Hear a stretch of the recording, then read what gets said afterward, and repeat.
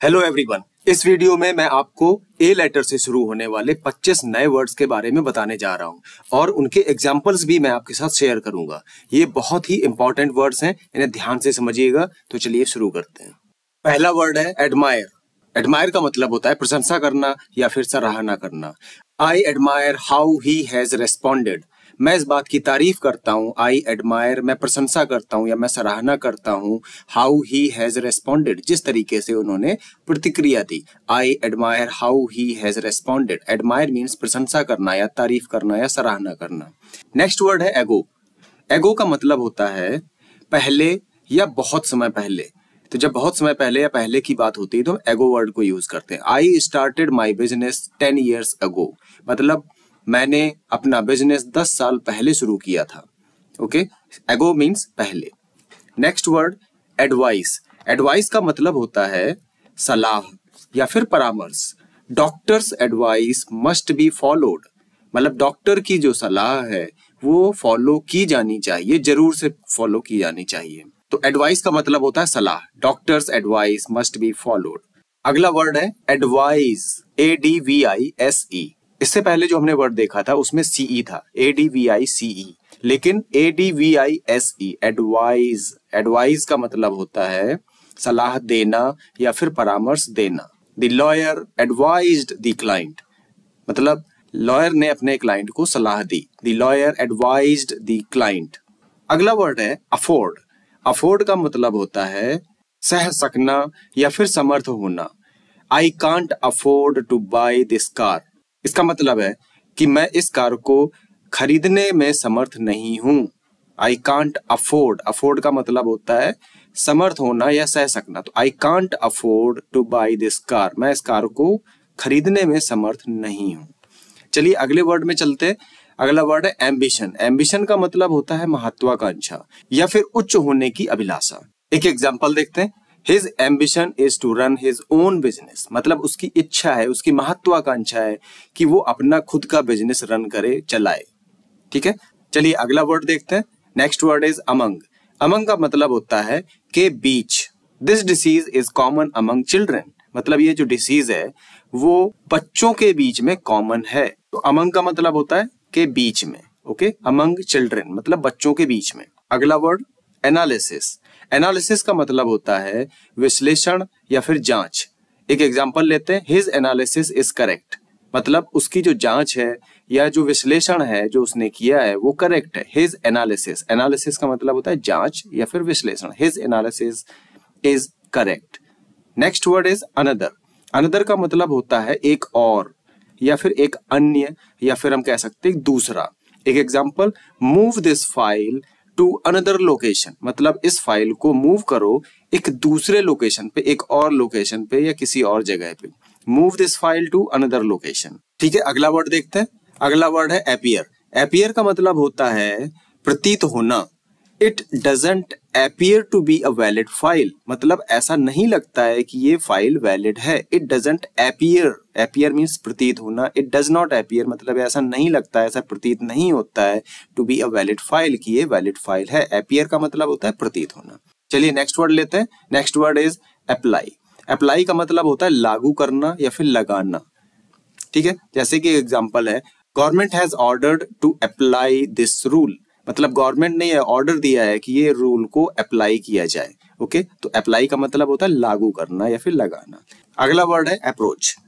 Approach का मतलब होता है पद्धति, सुझाव, नीति या फिर तरीका। मतलब एक एग्जांपल लेते हैं। This approach can solve the problem. मतलब ये जो तरीका है वो इस प्रॉब्लम को सॉल्व कर सकता है। This approach. अप्रोच का मतलब तरीका। अगला वर्ड है आर्ग्यू। आर्ग्यू का मतलब होता है तर्क करना या बहस करना। एक एग्जांपल लेते हैं। Don't argue without evidence. मतलब बिना तथ्य के या बिना किसी सबूत के आर्ग्यू मत करो। Don't argue without evidence. बिना तथ्यों के, बिना सबूतों के बहस मत करो। Don't argue without evidence. ठीक है, अगला वर्ड है अराउंड। अराउंड का मतलब होता है चारों तरफ या फिर सब ओर। सब ओर। अर्थ रिवॉल्व्स अराउंड द सन। मतलब धरती सन के चारों ओर या सब ओर घूमती है। अगला वर्ड है अराइव। अराइव का मतलब होता है पहुंचना। एक एग्जांपल लेते हैं। Play sound when new messages arrive. Sound play करो जब भी कोई नए मैसेजेस आते हैं। तो play sound when the new message arrive, arrive means पहुंचता है या आता है। ओके, तो अगला वर्ड है एज्यूम। एज्यूम का मतलब होता है मानना या फिर कल्पना करना। I assume this train was late, मैं मानता हूं, मैं कल्पना करता हूं कि उसकी ट्रेन लेट थी। ओके, तो एज्यूम का मतलब होता है मानना। अगला वर्ड है अटेंशन। अटेंशन का मतलब होता है ध्यान। जैसे कि एक एग्जांपल, पे अटेंशन टू द प्रेजेंट, मतलब वर्तमान पर ध्यान दो। पे अटेंशन, अटेंशन मीन्स ध्यान, pay attention to the present. अगला वर्ड है अहेड।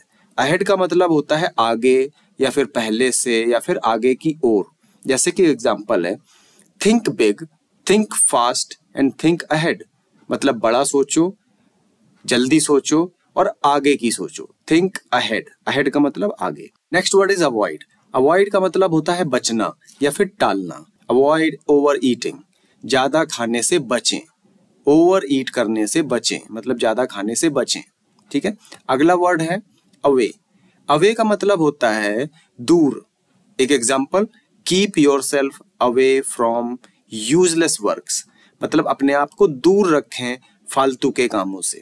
ओके, तो अवे का मतलब होता है दूर। कीप योरसेल्फ अवे मतलब अपने आप को दूर रख। अगला वर्ड है अलाइव। अलाइव का मतलब होता है जिंदा या जीवित या सजीव।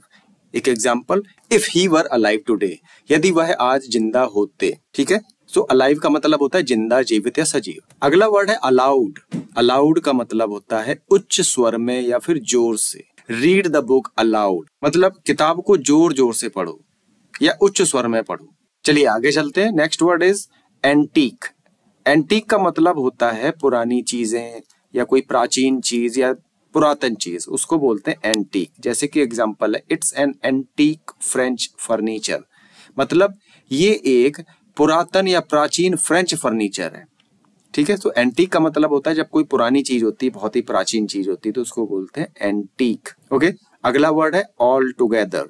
ऑल टुगेदर का मतलब होता है सारा या सब मिलाकर। जैसे कि एक एग्जांपल है, he has written all together 10 novels, मतलब उन्होंने सब मिलाकर के 10 नॉवेल्स लिखी हैं। He has written all together यानी कि सब मिलाकर 10 नॉवेल्स, 10 नॉवेल लिखी हैं। अगला वर्ड है ऑल्दो। ऑल्दो का मतलब होता है यद्यपि या फिर हालांकि। Although hockey is the national game but cricket is very popular. हालांकि, ऑल्दो मीन्स हालांकि, यद्यपि। Although hockey is the national game, हालांकि हॉकी नेशनल गेम है लेकिन फिर भी क्रिकेट ज्यादा पॉपुलर है। तो ऑल्दो का मतलब होता है हालांकि।